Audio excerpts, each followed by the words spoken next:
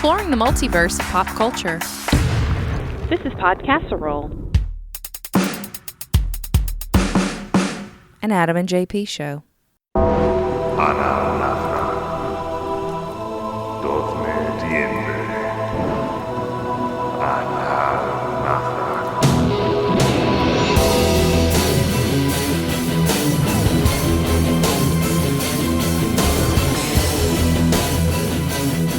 Hello, and welcome to Halloween 2019. So is it officially time? Are we here? I figured, why fight it? You gave in, right? I just gave in. I mean, it's pretty much September. Yeah. I mean, yeah, it is pretty much September. Yeah. And at that point, we're a month out, Yeah. a month-ish out from Halloween. Or two. Yeah. 2 months out from Halloween. Since, it's October 31st and all. Yeah. So it's not like you just get through September and it's then... all good. It's all good. I have it's weird when people say the word Halloween. That messes with my brain. Halloween? Not a fan of that. Happy Halloween. Yeah, see, I don't like that. And that may even be proper because it is Hall, double L's.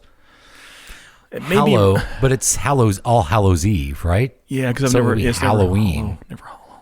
Because a hollow is actually Holl. Yeah, like Sleepy Hollow. So how do people... like the or proper... in the South, it could be Halloween. That's true. That's very true. But I'm pretty sure I've even heard John Carpenter say Halloween. And he is, he's the creator of the movie, at least. Happy Halloween. Halloween. I almost can't say. Halloween. Happy Halloween. That's what it is, Halloween. We should do this as soon as possible, I believe, what I have in front of me. Okay, yes, please. This is your show. Your name's first.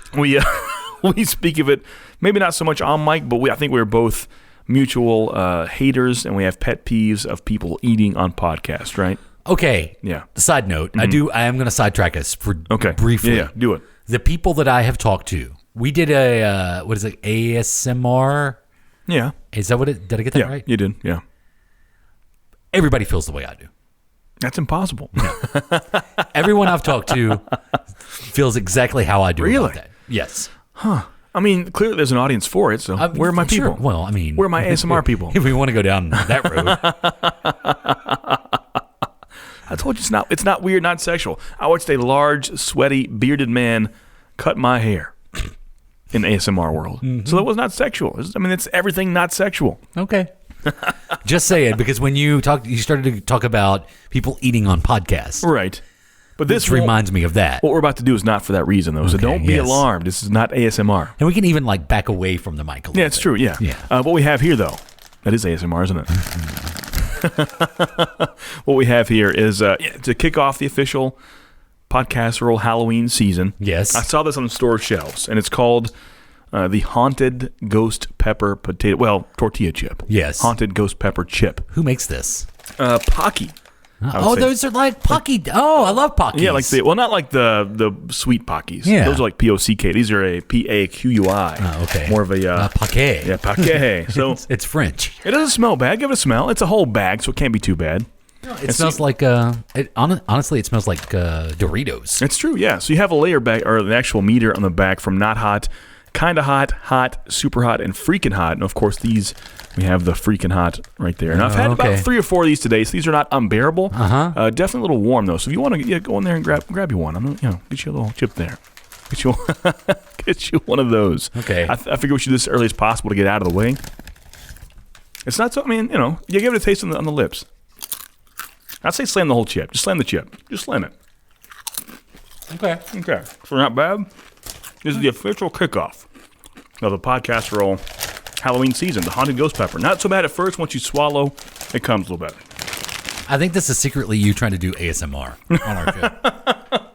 I think that's really what this is. There's a swallow. I feel it. There it is. A little bit back in the throat. So it's not too bad. When you only do one, I need a drink though. Yeah.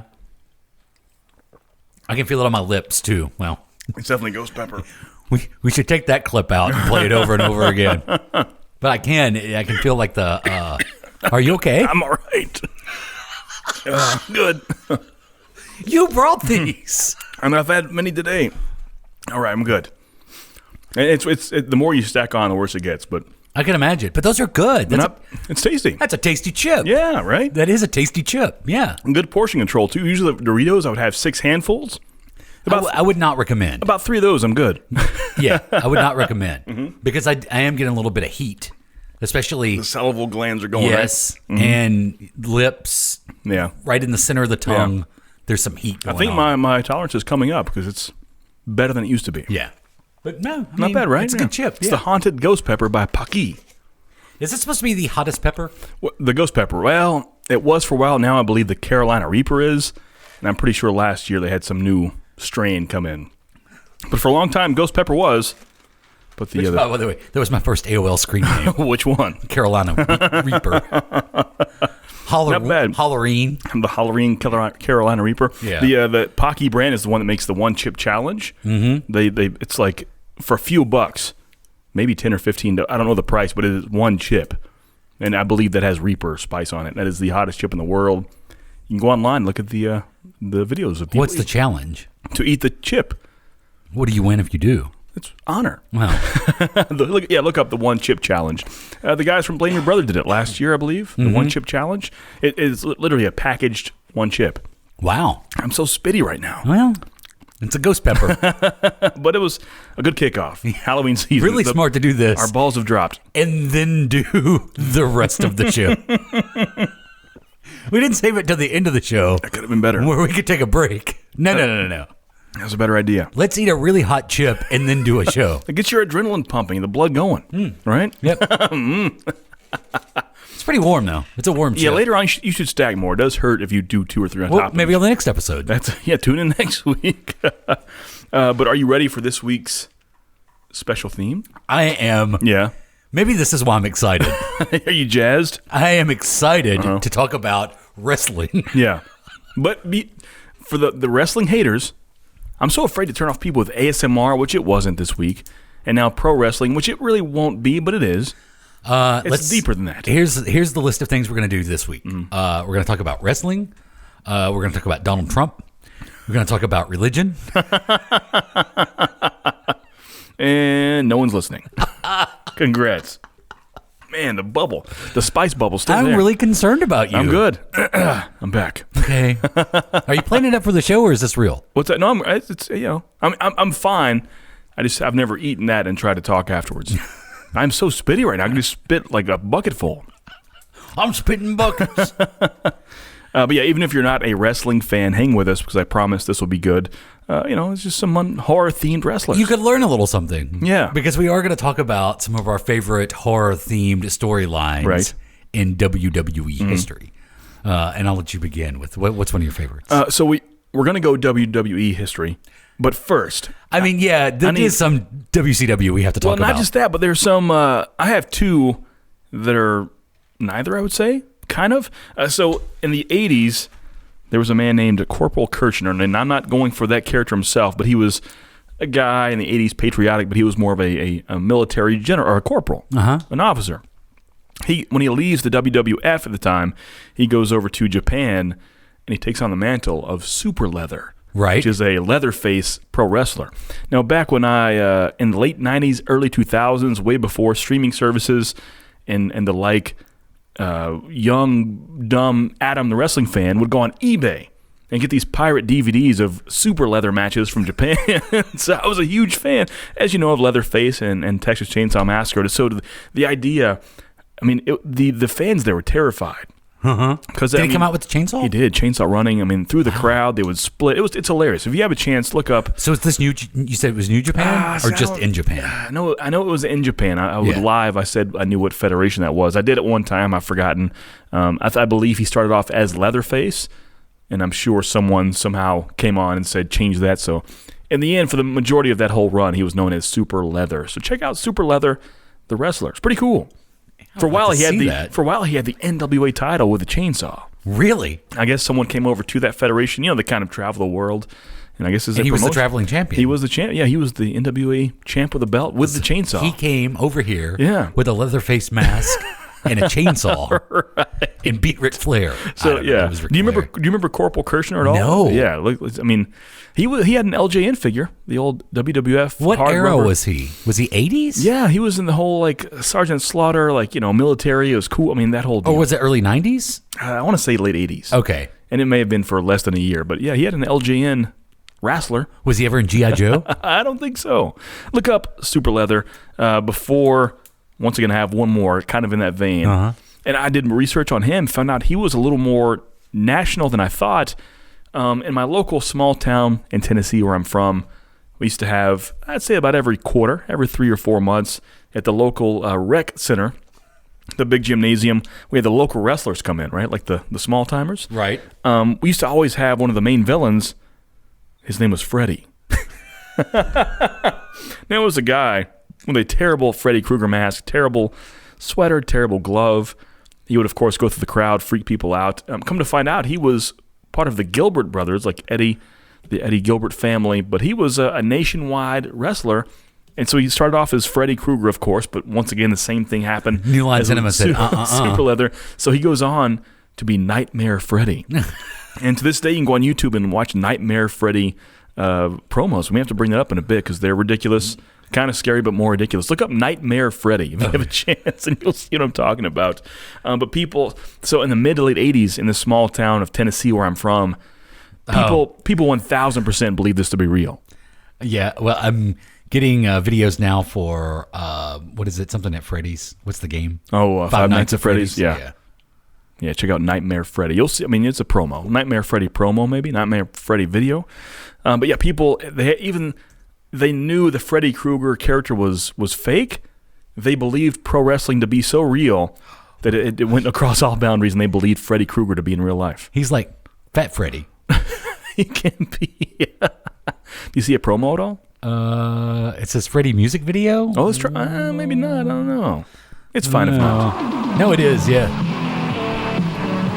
I mean, he's coming to the ring. He's got the blades and everything. Oh, yeah.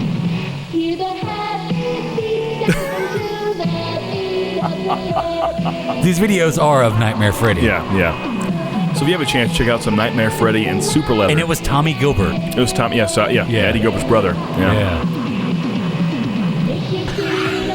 That's crazy. So yeah, of course I'm a fan of horror movie icons, so the fact that they were wrestlers, it's a win-win for everyone. Yeah. Is it? Yeah. So check out Nightmare Freddy and Super Leather. Do you have any indie favorites? Freddy Krueger versus Leatherface? Really? Do you think it's Nightmare Freddy? It's in Japan. Versus Super... Yeah. Oh, it is Nightmare Freddy. Is it Nightmare Freddy and Super Leather? It's Tommy Gilbert versus Super Leather. This is great. That's awesome. It's like Mortal Kombat before it even happened. They're in the crowd. Yeah, they do a lot of crowd shots. Yeah. There's so many chairs. So many chairs. Oh, wow. That's fantastic. Yeah, do you have any indie darlings in the horror realm? That fit this? Yeah. Well, I think, like, if you want to take away, like, character horror and go with real-life horror, pretty much ECW when it was an independent organization. Right, yeah. That was just gore, pretty much. True. Week after week after week. Just death matches and, yeah. What's the ECW story about the kid that they brought in that was supposed to be like a bus driver? Mass Transit. Yeah. Oh, let's tell that story. Yeah, that was, man, have you seen that video before? So Yes. Yeah. It was a New Jack thing, of course. Yeah.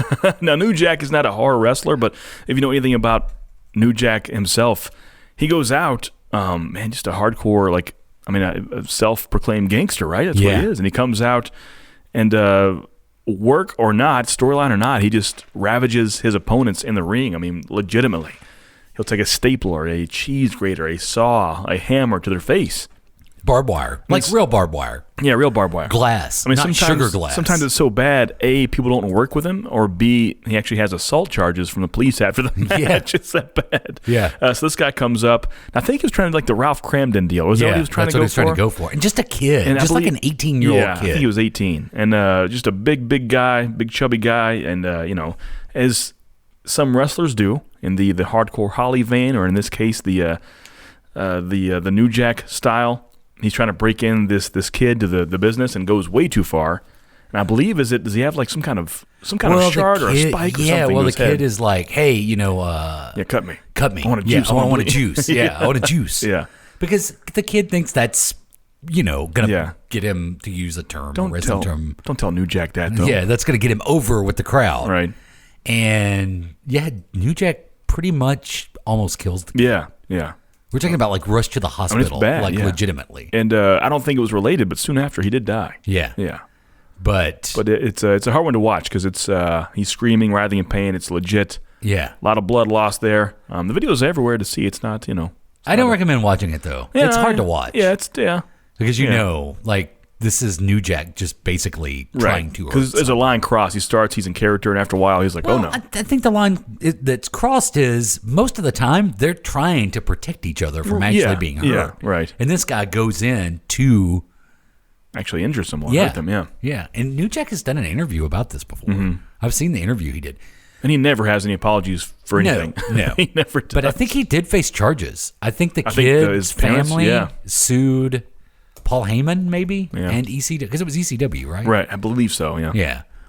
And then who was it that they actually crucified during a match? In ECW? In ECW? I forget, but that's the Kurt Angle. That's when he was there. The legend goes that, was it Tommy Dreamer? It may have been. I've forgotten the story. And the legend goes that Kurt Angle, they were trying to get Kurt Angle to come over to ECW before he was ever in any wrestling. This is like post-Olympics Kurt Angle. And he sees that story happen in the ring and pretty much leaves the arena. And he was like, no. Yeah. Jeez. But, well, before we get to the WWE stuff too, let's talk about Halloween Havoc. Okay, yeah. Which was I do miss that pay-per-view. I do too. Yeah. The WCW pay-per-view. I wish they would bring it back. Mm-hmm. The WWE would bring it back and do Halloween Havoc in October. For sure. From 1989 to 2000. Yeah. They should bring it back. They should. Remember when they walked down the ramp, they had the fog and the tombstones. And Halloween decorations. Yeah. Slim Jim. Was it Slim Jim that always sponsored it the last couple of years? Probably so, yeah. Because Randy Savage would do the Slim Jim commercials for Halloween Havoc. Yeah. Here's some of the matches from Halloween Havoc. The Thunderdome match. Oh, yeah. With Ric Flair and Sting versus the Great Muta and Terry Funk, with Bruno Sammartino as special guest referee in the Thunderdome. Really? That was the first. For some reason, I never knew Bruno Sammartino was in WCW. Yeah, I had no idea. Sting versus Sid Vicious for the NWA World Heavyweight Champion. Mm-hmm. That would have been 90. Lex Luger versus Ron Simmons. Sting versus Jake Roberts in a coal miner's glove match. You could click on coal miner's glove on Wikipedia and see what it is. Ugh, I don't know if I want to. Well, I'm sure it just talks about a coal miner's glove. I guess so, yeah. Big Van Vader versus Cactus Jack in a Texas death match, which was basically a hardcore match. Yeah, that's probably during their whole, whenever Mick Foley lost his ear. Yeah. The matches. Oh, yeah. That was in Germany, but I'm sure it was during that run of matches they were doing. Hulk Hogan versus Ric Flair in a steel cage. Wow. For the WCW World Heavyweight Championship. That's a huge match. Mr. T as special guest referee. In WCW. In 1994. Yeah. Whoa, I had no idea. This was 10 years after WrestleMania. In 1995, Hulk Hogan versus the Giant for the WCW World Heavyweight Championship.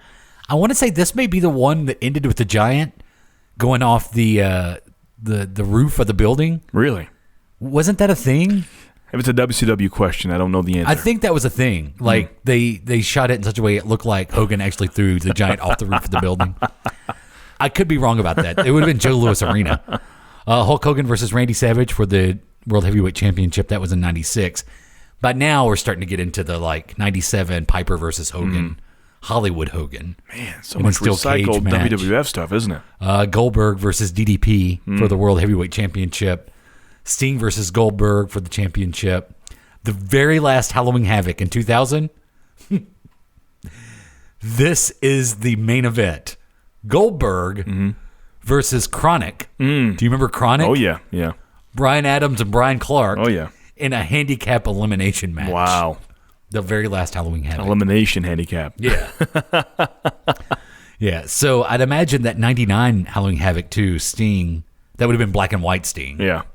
Because he spent a year dropping from the ceiling, and then ended up being Crow Sting. That may have been red and black. It's possible. Oh, that could have been red and black. Wolfpack days. Yeah, it could have been his Wolfpack days. Rowdy in '97. That would have been the. Oh wow.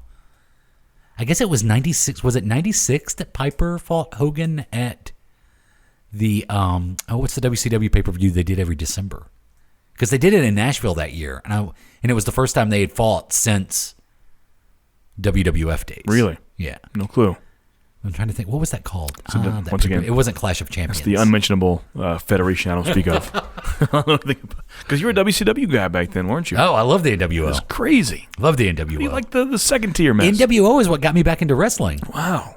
Really? Like, yes. Watched it as a kid. Hadn't watched it in years. Grew up through the Hogan Warrior era. Or era.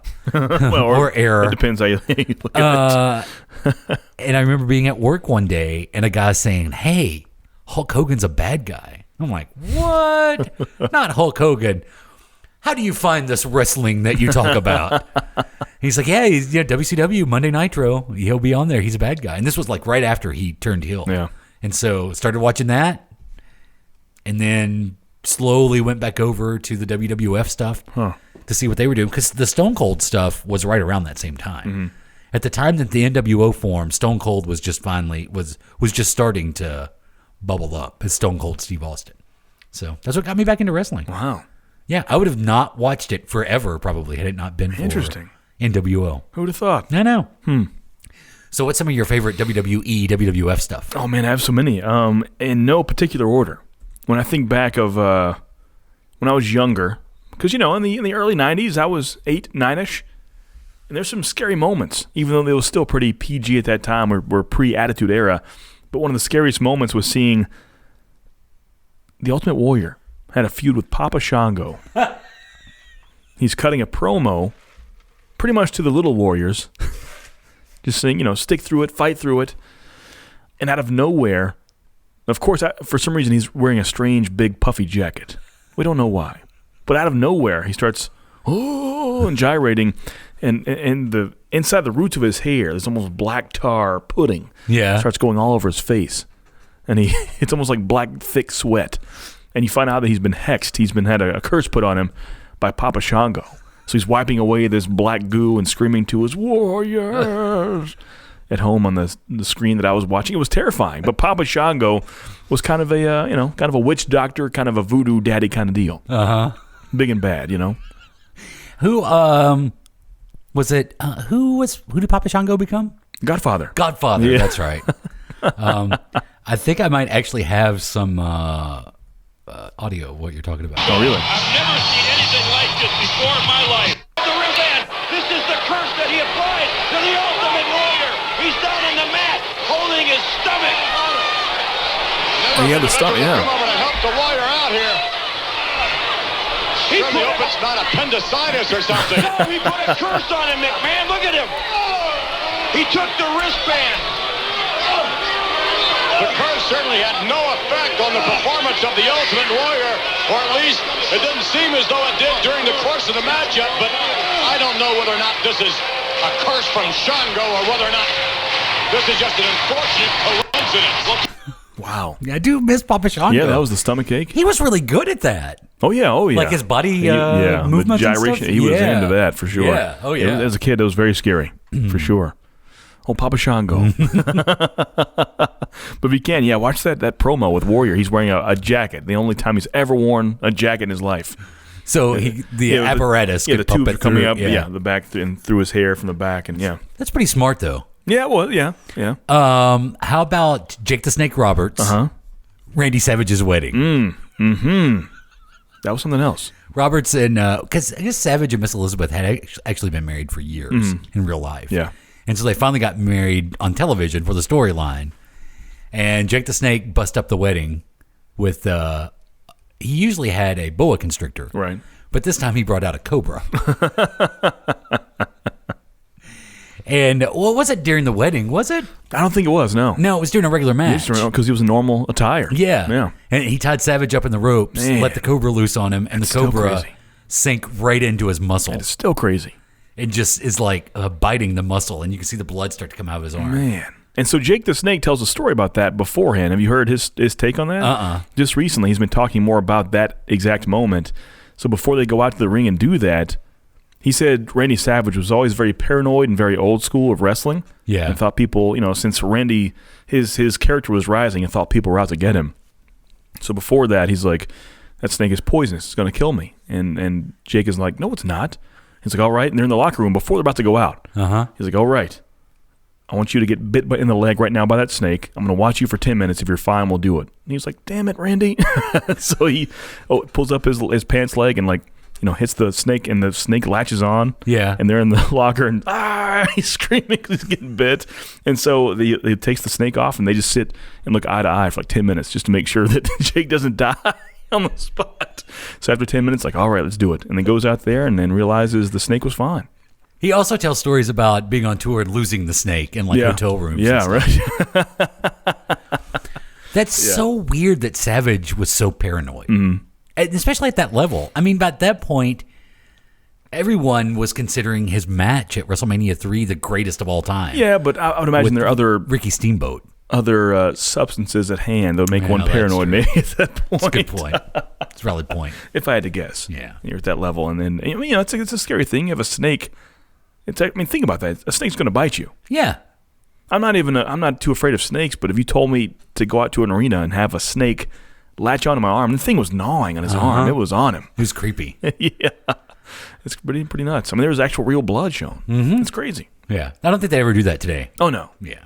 For Peter, all kinds of reasons. Well, maybe. They're starting to get a little more edgy now. Yeah. With The Fiend. Peter Let's talk about The Fiend. Okay, yeah. Because that's a new one. Mm-hmm. It's Bray Wyatt. First of all, the whole Bray Wyatt thing, I was a fan, I was a fan of. Mm-hmm.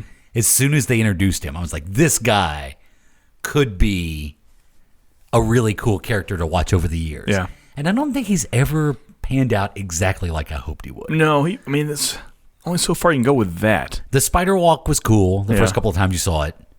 If you don't know what I'm talking about, you can find video of it. Mm. When he does the spider walk in the ring. The whole Sister Abigail storyline was cool. I even enjoyed the Jeff Hardy Bray Wyatt where they fought on the Hardy compound. Right. I even enjoyed that. But The Fiend, this whole idea of repackaging him and bringing him back as a children's TV host and doing creepy promos for that, and then he's got a Fiend mask that he wears now, which is a pretty... Tom Savini molded that mask. Did he really? It was Tom Savini mask, yeah. And now they're doing what they usually do with the characters like this, like the legends show up on Monday night. Uh-huh. They do something in the ring, lights go out, Fiend shows up, and he's using the mandible claw now. I noticed, yeah.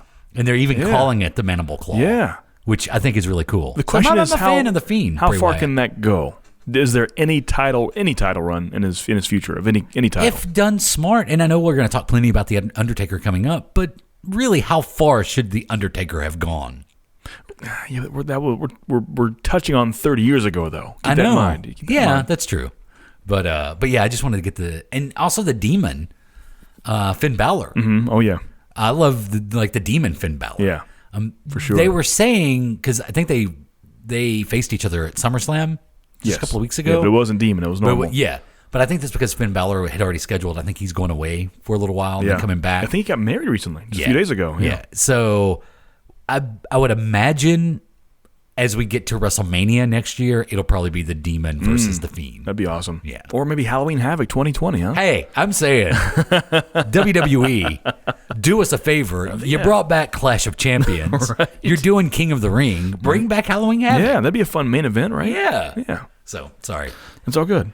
I do have two more, I should have said these earlier, but two non-WWE/F characters. And I'll run through this quickly. We spoke of one last week, if not 2 weeks ago, of a big 7-foot-tall mummy, the Yeti. I can't go on to a horror-themed wrestling podcast and not talk about the Yeti, played by Kevin Nash. Pretty much, like I said, a mummy. Uh-huh. Named the Yeti, which Tony Schiavone can't say that, so he says the Yeti. The Yeti. So there you have the Yeti. And I wouldn't say his gimmick was so horrific, but the visuals of La Parka always made me think. I don't know. It's a walking skeleton. He's kind of funny with a chair and stuff. And chairman. His name means the jacket. but he was the chairman. I know. Yeah, but wouldn't you say the visuals are scary? Of the Lucha Libre stuff they did in WCW, La Parka was my favorite. I love La Parka. Yeah. So I'll throw those out there before we go on too far. Almost. What was the wrestler they were going to introduce? They were building up right as NWO was taking over. You probably don't watch, so you probably don't. he looked like Sub-Zero from Mortal Kombat. Glacier. Yeah, I do know Glacier. Yeah. That was a joke. Glacier. Like for weeks, they would show these promos. Glacier is coming. Yeah. But by the time Glacier arrived, no one cared. It was hilarious. I did watch that on the network recently, and like you said, it's crickets. Yeah, it's a no one huge cares. debut, and the music and the lasers are coming on, and the snow shards and ice flakes are coming from the roof. Yeah. And he's doing kung fu in the middle of the ring, and everyone's just like, "What the hell?" Everybody's just waiting to see, is the NWO going to beat up Ric Flair again this week? That's all anybody cared about. That was pretty ingenious the way they would do that, though. They would like run in. My favorite is when they would take over the announce position. Yeah. And Bobby Heenan and Eric Bischoff before he was revealed to be the head of the NWO, and Yete, that guy, Tony Schiavone, yeah. Which he just joined AEW, by the way, and so is when Jim Ross has been there. Yes, that's the main announce team, Schiavone and Ross, coming October on TNT. Yeah. Yeah, Glacier was what a joke.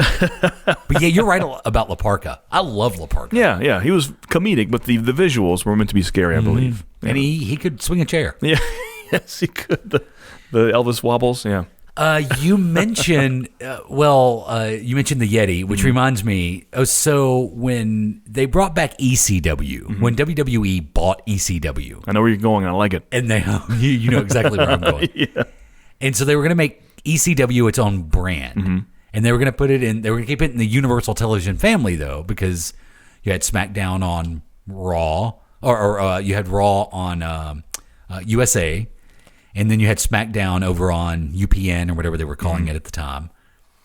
And so they buy ECW. They're going to establish this as a third weekly show, so they decide to put it on Sci-Fi. And the rumor goes, now I don't have any proof to back this up, but legend has it that the only stipulation was they had to have sci-fi like storylines. That's funny. In ECW on Sci-Fi. So we all gather around. The very first match. We're watching ECW. I mean, we're remembering like ECW from the 90s, like what we were talking about, barbed wire, mass transit, bats and Mankind and the suplex.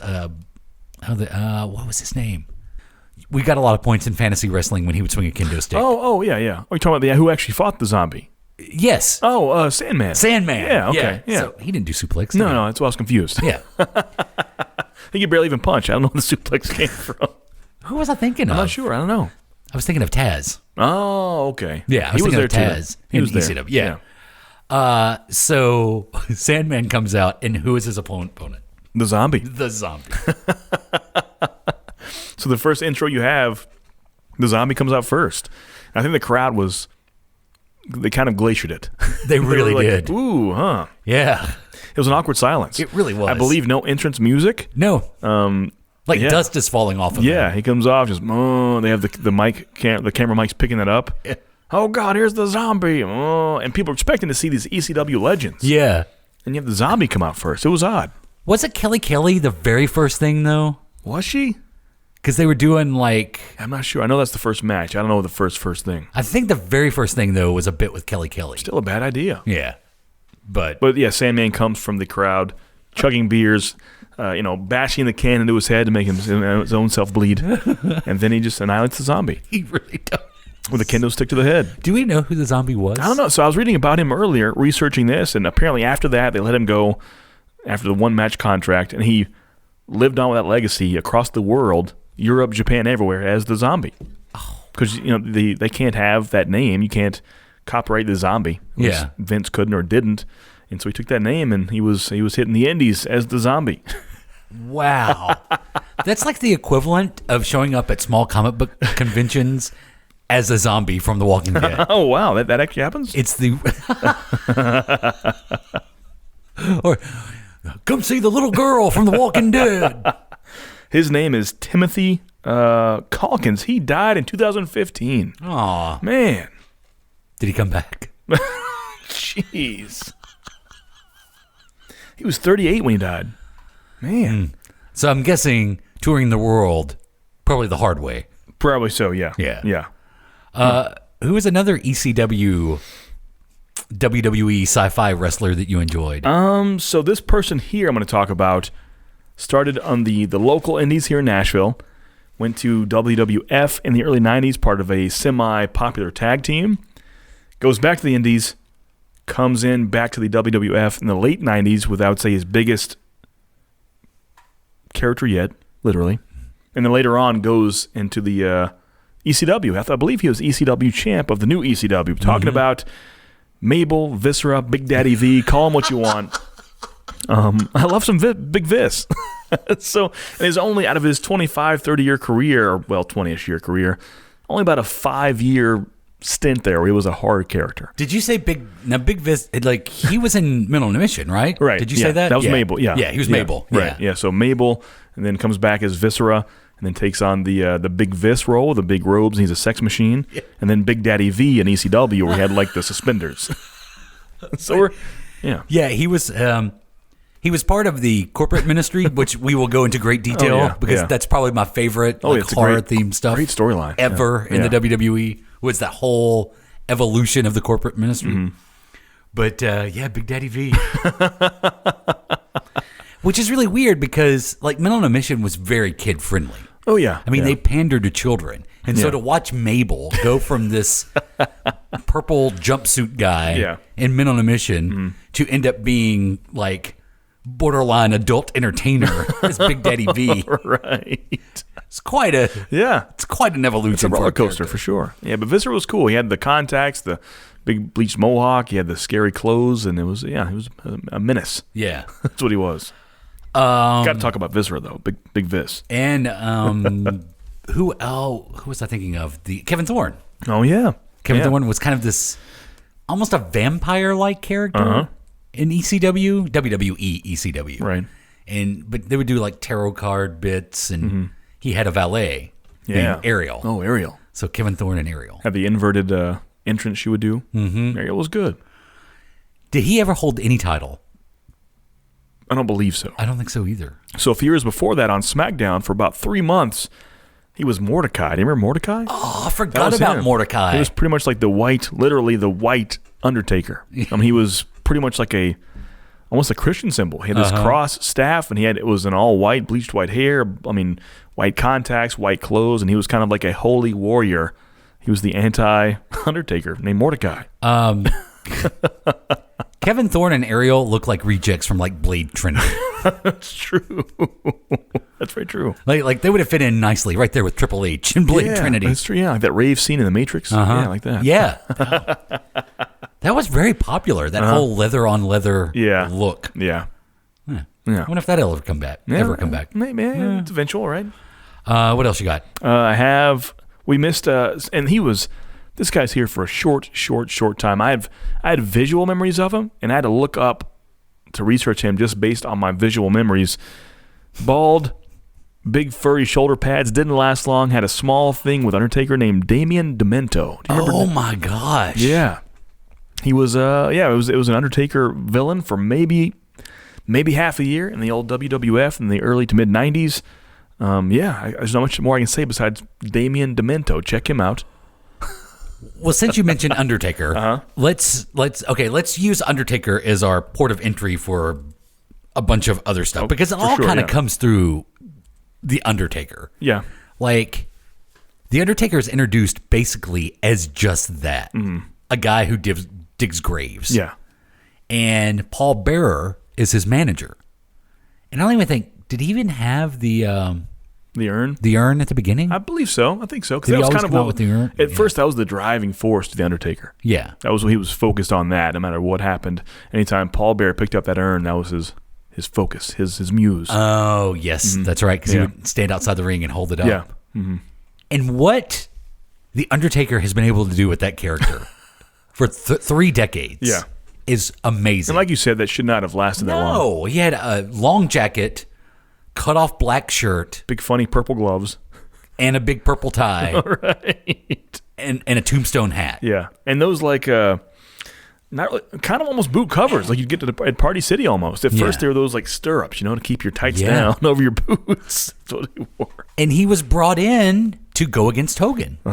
Like this was one of the characters that this is what they would do Like Hogan was such a superhero that he had to have supervillains to fight. Well, yeah, I mean, this is like Zeus style. You're bringing Zeus for a bit. Now, that was a tie into No Holds Barred, of course, but Zeus was there and gone in 6 months. Yeah. But he was this unbeatable foe, this villain. But I thought that's what Taker was going to be in 91. Yeah, like the unbeatable foe? Yeah. Well, at first, but then like he's beaten by Hogan, then he's done. Yeah. Zeus style, the Zeus effect. But then he comes back. Right, yeah. And then that's when you start to get like this dead man legacy that he's undead. And then by the time you get to the Attitude Era and they really up the entrance, Undertaker does have the coolest entrance ever. Yeah, it's to this day. Yeah. It's interesting to see. It's just, I have a hard time saying that, but yeah, I can agree with it. Well, I mean, it's so, if I see it now, I want to fast forward and skip I understand it. that. Yeah, because you've seen it. So I can't really say that. 1,000 times. To this day, if I see a Chris Jericho entrance, I want to watch that. All of them? If I see Stone Cold come down cussing, giving birds, I want to see that. But every time, I'll always skip a Taker entrance. You don't think his entrance is awe-inspiring? No. It is one of the cool, I mean, the first, and this is no exaggeration, the first 100 times I saw that, That's what I'm saying. You've seen it so many times. Yeah, that's the problem, I think. I mean, you could still see the Undertaker entrance. I know, yeah. On a regular basis. Yeah. You can't see the Stone Cold entrance I know, anymore. man. That's why I like it, maybe why I like it more. Yeah. Possibly. Yeah. But it's something. So, let's talk about some of the villains. His dong is iconic. It is. Dong. Let's talk about some of his opponents. Oh, man. Where do we start? Himself. There was the fake Undertaker. Right. Yeah. Which was really silly. Around a Survivor Series where there were like 3 Undertakers in one match. Yeah, it was bad. One of them being, wasn't Kevin Nash one of the fake Undertakers? No. He was no. You're thinking Glenn Jacobs Kane was a fake Kevin Nash Diesel later on. That's right. Yeah. But he was also one of the fake Undertakers. Glenn Jacobs was. Probably so, yeah. Because there was a fake Kane later on, too, which we'll speak of. Oh, my gosh. This is so complicated. This is way more complicated than I thought it was going to be. So Glenn Jacobs is a fake Undertaker in this match. Okay. Glenn Jacobs would go on to be the character who was the dentist? Isaac Yankem, DDS. Isaac Yankem, which is kind of a horror character. That's true, yeah. He's a demented dentist. Yeah. Sometimes, in my head, it's all seriousness and it's legitimate facts, but when I say it out loud, I just feel stupid. A demented dentist. Yeah, but I with a straight face, I said, "Oh, Isaac Yankem, DDS." What's wrong with me? You're fine. You're fine. Then he was. Then there was a point when Razor Ramon and Kevin Nash left to go to WCW, and then did this whole thing that JR was bringing them back because they still own the characters, Diesel and Razor Ramon. Yeah. So JR was like, I'm bringing, when they tried to turn JR heel, JR's bringing back 2 of your favorites. And so they bring out fake Razor Ramon and fake Diesel. Who was fake Razor? I don't remember who that was. I don't remember either, but Glenn Jacobs was fake Diesel. He was, yeah. Man. And so, but then they finally hit on a character, which is probably Undertaker's most legendary foe, and that is the character of Kane. Right. Who we would find out through the stories is Undertaker's half-brother and Paul Bearer's son. Yes. Yeah. But didn't Kane, he set the house ablaze to kill the parents of right, yeah. Exactly. Yeah. Yes. Kane did murder Undertaker's parents. After he had the tragic loss of his longtime girlfriend, Katie Vick, from a car accident years prior. Yeah. This really sent Kane on a bad path. It did, yeah. But Paul Bearer, they did a whole... My boy Kane. So Paul Bearer is Kane's father, who is Undertaker's half-brother. Right. Because Paul Bearer had an affair with Undertaker's mom. Yeah. I mean, it makes sense, right? It's like Game of Thrones for rednecks. I like it. I can say this because I'm a fan. I can make fun. This plays out for years. This Kane Undertaker storyline. Yeah.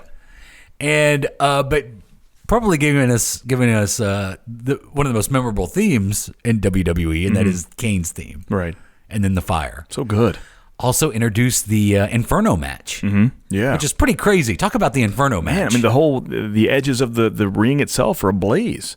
And I've seen some videos and read some backstory on that, and they didn't know I think up until like the day of, that thing wasn't finalized. So when they didn't know how high the flames would get until they were inside of the thing. If you watch that first Inferno match, those flames go real high. And I've heard them they were shocked. Because it's just it's a gas line around the ring.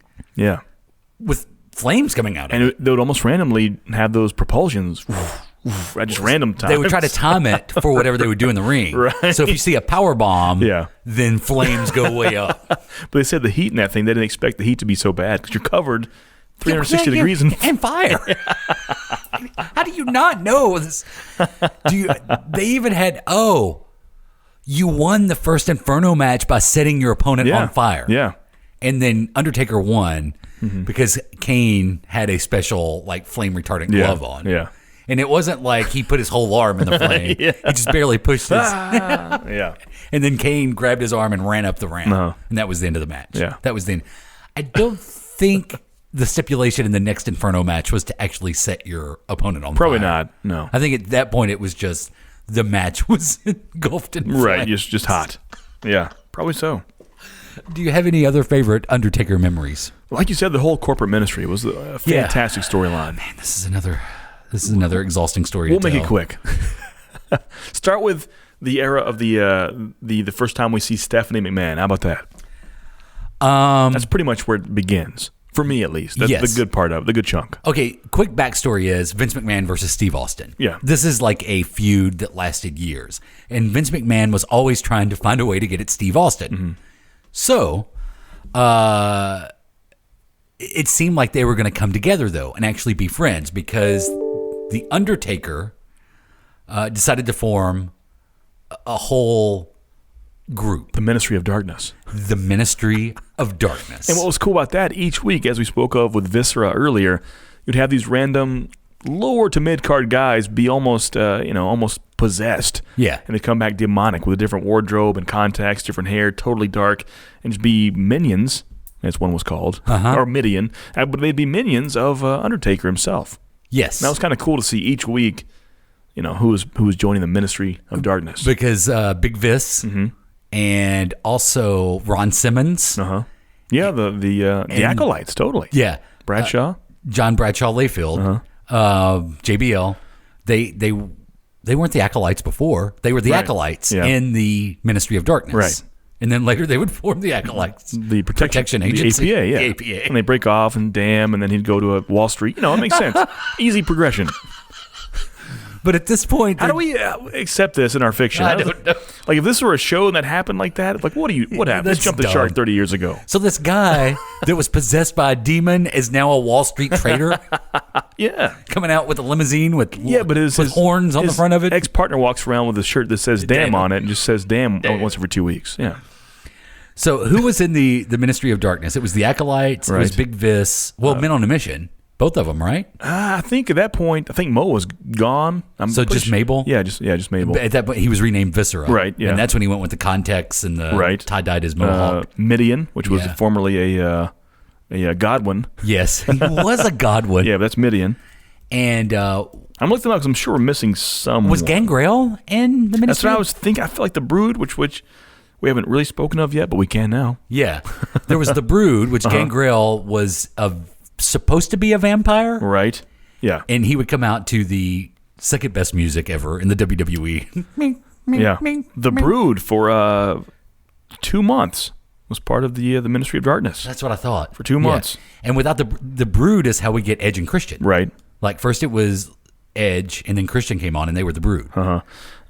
We have the leader, The Undertaker. This lasts for 11 months was the Ministry of Darkness. Ministry of Darkness, or is this include the corporate ministry? I think just the Ministry of Darkness we're looking at here. Oh, okay. Yeah. We have The Undertaker, we have Paul Bearer, of course, Bradshaw, Farouk, Midian, Viscera, and the Brood. We covered it all without looking it up. Look at us. Boom, boom. Now, and Ministry of Darkness really had its roots in the Kane Undertaker thing. Right, yeah. Because this is when Paul Bearer went back to Undertaker. Because we forgot to say that Paul Bearer was with Kane when they fought a lot at the beginning. Yeah. So Paul Bearer goes back to Undertaker. They form the Ministry of Darkness. And so Undertaker decides to set his sights on one Stone Cold Steve Austin. Mm-hmm. And let's say at this point in time, the Undertaker is not your cheesy, cartoony purple glove, purple tie character. No. He almost has like a dark priest kind of look to him. Yeah, he has very a cool. Big pointy goatee and the eyeliner and the hair's crazy and the big collar when he comes out. Yeah. This is the coolest the Undertaker's the ever Undertaker looked. symbol it's almost an inverted cross with some spikes. Yeah, it's crazy. There was one night they lowered that. Oh, Undertaker beat up Steve Austin, crucified yeah, Steve a lot of Austin crucifixions in the late 90s. on his symbol and Yeah. rose Steve Austin above. And that was going into a Buried Alive match, which we got to talk about. But then Undertaker sets its sights on Vince McMahon. And how do you get at Vince McMahon? Go after his daughter. Yeah. Who I don't think had been on TV yet. I don't believe so. She used to be in the catalogs. Right, yeah. You can go find Shane and Stephanie in the old WWF catalogs. But, so one night, they can't find Stephanie. Undertaker reveals he's kidnapped Stephanie. And they show like that classic scene of like him taking off in the hearse with Stephanie in the back. Yeah. And the show ends with Vince worried. And you feel bad for Vince. You do feel bad for Vince. Like Vince and Shane are both kind of making a turn for the best. And then they're going to crucify Stephanie one night. That's what Undertaker says he's going to do. Yeah. He's going to bring Stephanie in, and he's going to crucify Stephanie on his symbol, like he did Steve Austin a couple of weeks before. Which clearly means nothing because Stone Cold's fine at this point. But whatever. Right. Yeah. You're So just kind of embarrassed. Like, oh, man, that was embarrassing. who's the one man in the WWF that Vince McMahon can turn to save his beloved daughter Stephanie? Who do you think? His bitter enemy. Yeah. Stone Cold Steve Austin. What a story. And that's what Steve Austin does. He comes out, he saves Stephanie from crucifixion. Didn't even finish it. Like McMahon is a Steve Austin fan now. Stephanie, hugs Steve Austin, and Steve Austin's not a hugger, but everyone, All right. you feel good at the end of this Raw. feels Everybody's right. happy. But then there's a twist.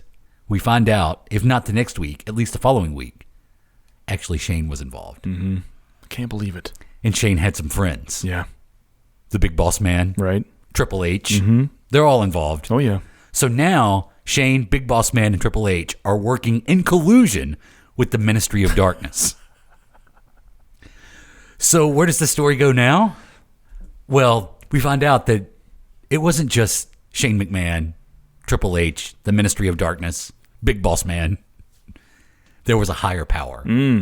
There was a higher power behind this the entire time. And Adam, who might that higher power be? It's me, Austin! Oh, son of a bitch! It's me, Austin! It was me all along, Austin! Damn, I cannot believe it.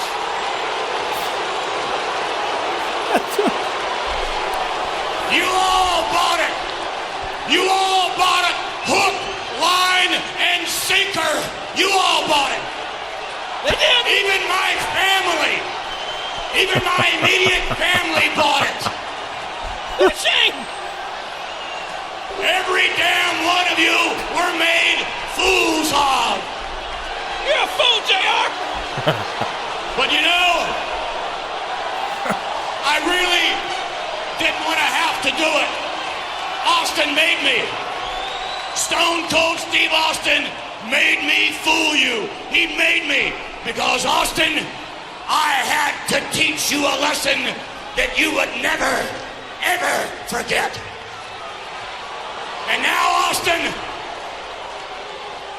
now you know there is no price I will not pay. There is no depth that I will not stoop to make your life here on Earth, Austin, a total, complete, living hell. What a classic storyline. I mean, really. I've forgotten the hot call by JR. Son of a bitch. I've forgotten about that. So let's just recap. Ministry of Darkness. Yes. The corporation, headed up by Shane. And eventually we'd find out Vince. I forgot China. China was part of that. Right. too. Yeah, I have the whole list of members here. Let's go down the whole corporate ministry We've pretty list. much called it off. But yeah, Shane McMahon. Because I know. Well, go ahead. You have Shane O'Mac, Mr. McMahon, Undertaker, of course, Triple H, China, Big Boss Man, Bradshaw, Farouk still, Midian Viscera, Paul Bear, Pete, Gas, and Rodney. Oh, Don't that's forget the Main right. Street The Main Posse. Street Posse. Yeah. And eventually, The Rock Well, Right, yeah. The corporate ministry went on for a corporation, minute. yeah. Yeah. And then the corporation would branch off, and eventually The Rock would join the corporation. Yeah. I remember that night that he heel turned. That was great, yeah. And joined the corporation. Yep, that was a big one. So, just to recap, Vince McMahon hates Steve Austin so much. He would hook up with an undead demon guy to kidnap his daughter, who has no idea he was behind it the entire time. It's true. And what I didn't play, because the Greater Power Revealed on Raw is a 20-minute segment. Wow. 20 minutes. And what you didn't see there is they even went so far to bring Shane to the ring. And Shane is like, because Shane had revealed to Vince he was part of it. And so he and Vince weren't getting along. Mm-hmm. And so Shane calls out Vince, and they go to the Titantron, and there's Vince like, I think I'll see what you're doing from right here. I can see fine from here. Yeah. And then, because it was Vince underneath. Oh, yeah, I forgot to tell you. The higher power was covered with a robe the entire time. And then he reveals himself. Emperor style. It was me. Son of a bitch. So good. Wow. So good. Man. Anything else? Any other?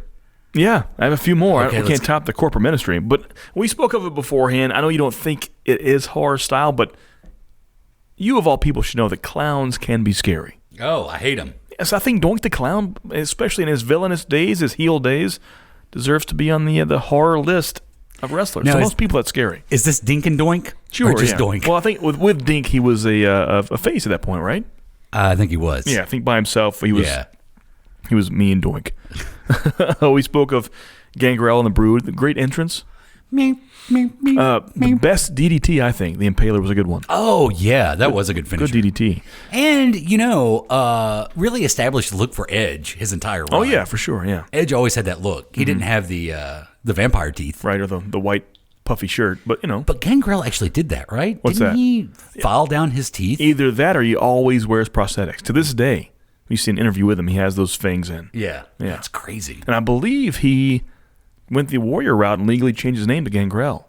That makes sense. But at the same time, I think Gangrel, I'll look it up in a bit, the origins was somehow somewhere in like the Marvel Comics. Because I remember seeing on video games all the time, you always had Gangrel appears courtesy of Marvel Comics. I want to say.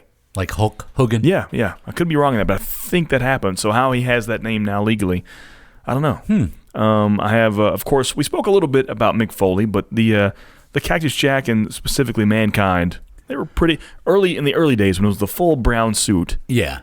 Before the white ref shirt at first and just the plain white shirt. Yeah. Mankind hanging out in the boiler room. Pulling his hair out in clumps. Yeah. Shaking. With the trembly voice. With the Hannibal Lecter mask. Yeah. Later on we have Mr. Sacco and Fun Times, but before the hospital scene. Yes. There was a lot of horror going on. Pre-comedy hospital bit. And actually a pretty good foe for Undertaker too. Yeah. Didn't Undertaker break his rib? Obviously before Hell in the Cell. Yeah. Because that's a story all in itself. Right. But I think it was one of those, like in your house matches, Undertaker lifted him up and, let him down on those metal ring guard fence things. On the guardrails there? Guardrails, yeah. Thank you. That's the word I was looking for. It's like a board game we're playing. Yeah, I know. And I think it broke one or two of. Who knows with Mick. Yeah. But then the Undertaker and Mick would have that match, Hell in a Cell, where he gets thrown off the cell, through the table. Yeah. Then through the cell. I believe the 20-year anniversary of that just happened a few months ago. It was all over my social media. 20 years ago. Do you remember where you were? And look how Mick Foley gets around now. Yeah. Yeah. It's rough. Yeah. I have one more on my list, and I did not expect this to be the last one. This is clearly not saving the best for last. Is it the Kamala? No. Is it Boogeyman? It is the Boogeyman. So this guy, this in real life, this person lied about his age. You know this story? No. Yes, he was on Tough Enough, lied about his age by 10 years. I forget the actual age, but I think he said he was 35 when he's actually 45. And because of that, they let him on. They thought he was younger, but he comes to find out he's older. This guy has no teeth, or at least the majority of teeth are missing. Takes them out for the character, has some face paint, a crazy hairdo, almost missing Link style. For some reason, smashes clocks against his head. and always has a mouthful of worms Yeah. that'll chew up, and actual live worms. Yeah, and then spit them out. Yeah. And they'll spit them all over your face. And then he ate something like a growth Yeah, Jillian Hall. of Jillian Hall's face. She was, of course, JBL when he turned from the Acolyte Protection Agency. He changed his ways from the demonic devil worshiper to a Wall Street mogul. Mogul. He's on that, so she is his agent, his financial advisor. Mm-hmm. But sadly, Jillian Hall was born with this big growth on her cheek. And Boogeyman chews it off like it's just a big gummy and then spits worms in her face. These are actual storylines. Actually, we've seen Boogeyman live, haven't we? I'm sure, yeah. Wasn't he at Municipal Auditorium that time we went? Really? That far ago? That long ago? Wow. When we went to the house show at Municipal? I guess. That was like 2000. It was a long time ago. It was 50. Yeah, that was maybe. 2006. Yeah. No, that might have been 2005. So I don't know if he was there that early, was he? I know he was there around. I know I've seen him live, but I try to forget it. Because that's when Randy Orton was purposely like throwing himself into women. Oh yeah. Oh, my hands. Yeah. But yeah, Boogeyman was something. He had the foggy entrance. He would crawl, hands and knees, Prince style down the ramp, jump at people. He is creepy. Sometimes he had like a Bo Papashango style. He would shake and gyrate. Oh yeah. Sometimes I feel like there's every 2 years he still pops up backstage and scares people. Have you noticed that? It still happens. When they did the big Raw reunion show a couple weeks ago, he was on there. Did he scare someone? He was in the Damn segment. Okay. Oh, really? The Damn segment that you know is coming. Yeah. With Ron Simmons. It's always the classic, my name's Boogeyman, I'm coming to get you. But it's no teeth. I'm coming to get you. It's good. So he's like 65 now? Well, that wasn't 20 years ago we did that, but I'll check him out. It was almost 20 years ago, right? No. He's like 50. If I had to guess, he's like mid-50s now. I'll check him out. Or 60. He's 60-ish probably. The Boogeyman Wrestler. He is, he's 55 right now. Yeah. Oh, Boogeyman. Man. Well, let's talk about May 19th with Kane. What a date, huh? Yes. Yeah. Tell me what's significant about May 19th to Kane? To Kane, yeah. So that was, I'm trying to think, of course I know the promotional reason behind it, but storyline-wise, what was happening? Was that the actual date of the burning of his family? Is that what it was? Yeah, when he murdered his family. But for some reason, they built it up in that storyline like it was a big reveal, but we already knew what happened, just didn't know when. Right. And for months prior, people would just say, something's coming May 19th, May 19th. You hear this voice through the arena. Yeah, May 19th. But you usually have a shot of Kane in the backstage area, just kind of, sweating, rocking, shaking his bald head, like, oh, May 19th. So in the real world, what was happening, that was also the release date of the classic WWE films See No Evil, which I saw opening night, by the way. May 19th. Yeah. So that date still holds strong. That's pretty smart. That's pretty smart marketing. Yeah, it was. We'll never forget it. If we want to go, I don't know if you would qualify this as supernatural. There was a match once where Shawn Michaels, Vince McMahon and Shane McMahon versus Shawn Michaels, and Shawn Michaels' tag team partner was God. Oh yeah, we were there for that. Yeah, that happened. We saw God's only wrestling match, at least in the WWE. He may have done some indie runs across the world, but as far as the big leagues, we saw his WWE debut. We did, yeah. Wow. Do you remember that? Like we were pretty close to the ramp, and we saw the spotlight come down. Yeah. Oof. Against the Spirit Squad too, right? Yeah, the Spirit Squad did come out. Yeah. But didn't I remember, wasn't that one of the first pay-per-views where Shawn Michaels acknowledged DX at some point during the match? There was a crotch chop involved, maybe. And then Triple H did it when he got up to the top of the ramp after his match, even though he lost. Yeah. But still had a standing ovation from us. Yeah, and then he did he did the X's or he did a crotch chop or something. Yeah. And so we're like, oh, it's going to happen. They're coming back. And it did. And they did. And it's been 3 reunions since then, too. Yeah. The other night. Yeah, oh yeah. It's a Raw reunion. It happens. Well, there's one more thing I want to talk about. I feel like there's tons of stuff we haven't talked about. Of course. I mean, because we haven't talked about the Giant Kamala. Right, wait, Giant Kamala? Oh, yeah. Or John Gonzalez. Well, there are two, yeah. Giant Gonzalez or Kamala, whichever one you want. Who was the Giant? Gonzalez? Yeah, No, Gonzalez was... Who was the Giant? Giant Gonzalez, yeah. And then there was big just Kamala. Suit. Yeah. And then there was just Kamala. Yeah. Yeah. the Giant Kamala. I combined them. Hey, it's pretty big. I You know who my guess. favorite wrestler is? Giant Kamala. They should have tag team together. That's like we used to watch that late night knife show. Do you remember that? Cutlery Corner at nighttime. And one of their top sellers was called the Undertaker Warrior. It's a big seller, the Undertaker Warrior. I'm like, wow. Way to mix it up there. You know, What was that guy's name? Tom Odell. Tom Odell. I follow him on Twitter. The Real Knife Guy. Check him out. I live a strange life. There is one more thing I want to play for you. Oh, yeah. And though it's not technically horror themed, it's one of my favorite promos ever. And it is creepy to listen to, especially just to listen to it. So I'm not even going to set it up. I'm just going to hit play. WWF has cancer because of Ric Flair. Weird. Flair's gonna kill it. And the kind of cancer Flair gave the WWF is the slow eating kind of cancer. It's not quick. I'm not gonna let Ric Flair kill what I created.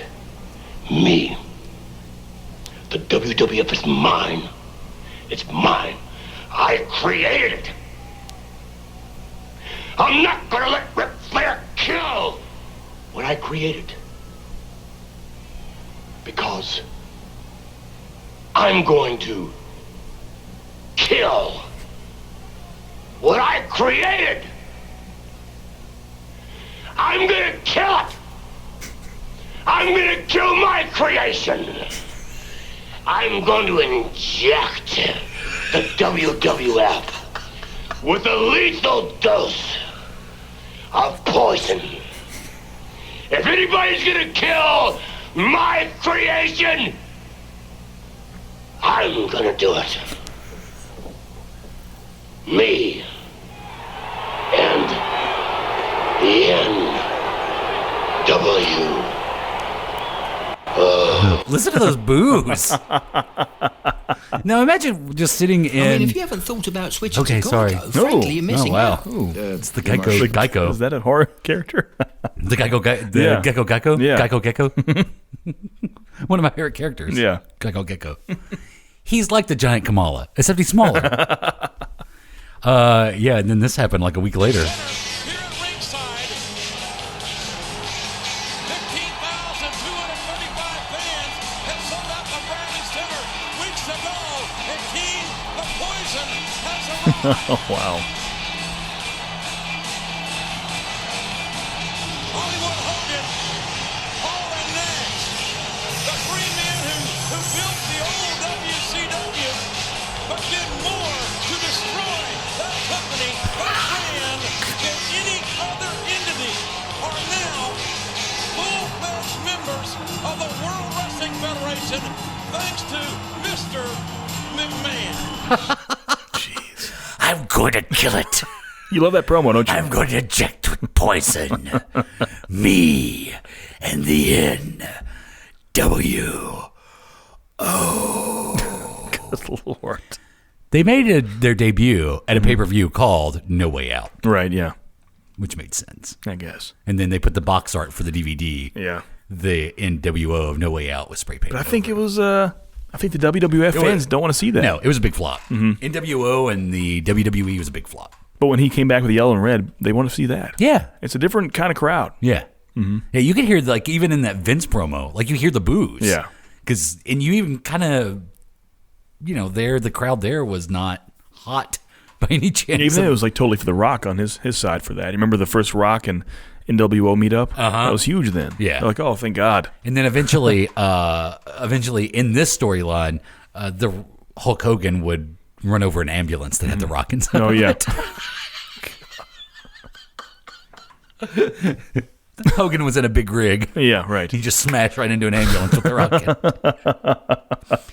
I really feel like most wrestlers should probably be doing jail time. Yeah, probably. Yeah, it's a lot of assault going on. We've talked about kidnappings. We've talked about crucifixions. Yeah, I mean, like, why did Vince not just arrest the Undertaker for kidnapping? Well, he was behind it. Well, why didn't Stephanie press charges when she found out that? That's true. Yeah. Yeah. Let's not forget that Triple H drugged Stephanie McMahon. That's true. Well, and married her. No, that was kind of the part of the shock, the gimmick. That was the plan. Remember? She was down for the whole time. Oh, I know. I'd forgotten about that. Yeah, it was made to look like that because she was actually in love with Test, and they had the Test. Remember the Test wedding? Oh, I do remember that. Yeah, but at the very end, she was in love with Triple H the whole time.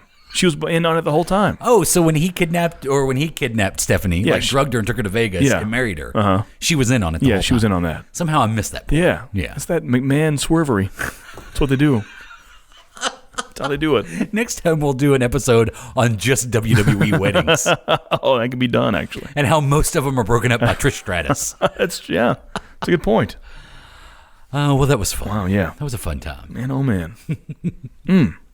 We can go on for days for horror-themed wrestlers. We could. But we won't. If you have a favorite horror-themed storyline or wrestler, let us know.